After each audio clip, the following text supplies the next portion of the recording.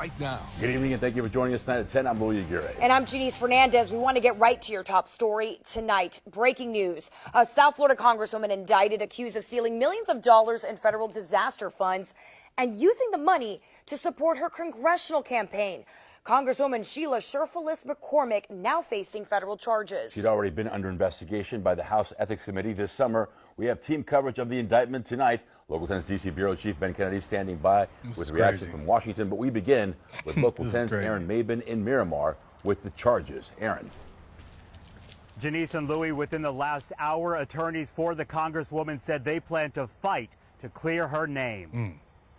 Everybody feels like they're under attack. Tonight, a federal grand jury indicting Congresswoman Sheila Cherfilus-McCormick and several associates, accusing them of stealing millions in federal disaster funds, laundering the money, and using part of it to support her 2021 congressional campaign. The money we invested was to make sure that we can touch the people in the community, but the money didn't determine this election because most people who put a lot of money in the community, in their campaigns, they don't win. Federal prosecutors say Cherfilus-McCormick and her brother Edwin Cherfilus ran a FEMA-funded COVID-19 vaccination staffing contract through their family health care company. Prosecutors say in July 2021, the company received a $5 million overpayment. Prosecutors say the group diverted that money and tried to hide it through multiple accounts. Come on, this sounds like an inside job. Somebody else is a part of this scam. Overpay $5 million. This is why we got to dig deeper into stuff like this. Who overpaid her? We got to look at that too. This was all to get her into office or for her congressional run.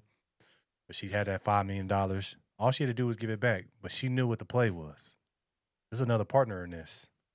FEMA just don't overpay somebody $5 million, especially somebody that's connected. This is why we can't put people in office or we can't even take care of these companies because we got people doing overpayments of $5 million. Why nobody overpay me $5 million? This is what I'm saying. We got a lot of crooks. So we got to look at also, too, yes, she's wrong. Cause all she had to do was give it back, but she already knew that she didn't have to give it back. Whoever was running FEMA back then already knew they was giving her extra $5. COVID-19 is, the COVID-19 funding is exposing a lot of people that are crooks. And I hate to say a good number of them is black people. $5 million. So what'd you do with the $5? You got overpaid $5 million. Why didn't you give it back? It's a simple question. There's no way around it. How the heck did you get a contract anyway when it's your family's healthcare system, whatever, staffing agency? Like, if this don't sound like an inside job to me, what does it sound to y'all? This is why I tell y'all, you can't put people in power that can't understand money, that don't even have the ethics, don't even have the morals to do the right thing. How are you expecting these people to change the world or change the state or change the district for you if they can't even change themselves and do the right thing? That's the problem with our country today. We got people in office that are crooks and thieves and hoping they don't get caught. But we got an administration now that's turning over every rock, every stone to find the crooks. She'll get caught. But she needs to start talking about who did this and helped you. Because FEMA just doesn't just pay just you an overpayment of $5 million. Come on, man. Who gave her some bread so they knew that she gonna be running, for Congress and stuff like that, so she needed the funds? The Democrats, I'll tell you this, they ain't smart. Did you not think that you wasn't gonna get caught by doing this? That's the part that I look at. It's like, how do you not think you're gonna get caught? Like, God, and then just makes us look bad as black people. Oh, that's the thing, man. The indictment says a large portion of those funds was used for campaign contributions and personal expenses. Prosecutors allege the South Florida Democrat and Nadege LeBlanc arranged additional donations using straw donors, funneling money to friends and relatives who then donated to the campaign as if using their own money. Investigators say the Congresswoman, with the help of her tax preparer, David K. Spencer, filed a false federal tax return, allegedly disguising political spending and personal costs as business deductions. U.S. Attorney Jason Redding Quinones writing public money belongs to the American people, When FEMA funds are diverted for personal or political gain, it erodes trust and harms us all. Attorneys for the Congresswoman writing, she is a committed public servant who is dedicated to her constituents. We will fight to clear her good name. If Crooks. convicted, the South Florida Congresswoman could face up to 53 years in prison. The co-defendants could also face decades behind bars. We're live in Miramar tonight. Aaron Mabin, Local 10 News. Aaron, thank you. Our team coverage now turns to Washington. Our DC Bureau Chief Ben Kennedy is joining us live with the reaction. Ben. Today, St. Louis, the Department of Justice says this action makes clear that no one is above the law and plan to prove their case in court. In a statement, Attorney General Pam Bondi said tonight, using disaster relief funds for self-enrichment is a particularly selfish, cynical crime. No one is above the law, least of all powerful people who rob taxpayers for personal gain. We will follow the facts of this case the federal and deliver prosecution justice. don't miss. With FBI Director Kash Patel adding, this individual and her family allegedly stole money from FEMA and then laundered it through friends towards her own personal benefits, including her campaign accounts. Today, the FBI and partners of the DOJ took action. Right now, Cherfilus-McCormick serves on the House Committee of Foreign Affairs. It is also assigned to Veteran Affairs. In July, as Louis talked about at the top of the show, the House Ethics Committee voted to reauthorize an investigative subcommittee to examine allegations involving the South Florida Democratic lawmaker. On social media tonight, Florida Congressman Greg Steube said, tomorrow morning I will be filing a privilege motion to censure Representative Cherfilus-McCormick and remove her from all committees.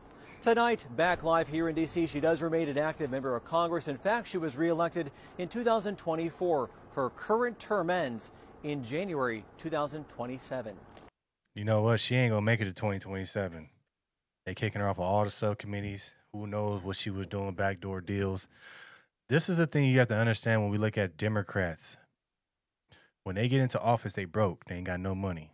And then when they get out of office, they millionaires, multi-millionaires. This is sad. But one thing I can tell you, the federal government does not miss. If you indicted on some stuff, they already know they got you. 53 years. You don't think they're going to make an example out of her? And I hate to say it. It's one of us. It's one of us. We so stupid. We so thirsty for money. We willing to do it any other way just to get $1. Look, the Democrats know how to expose black people.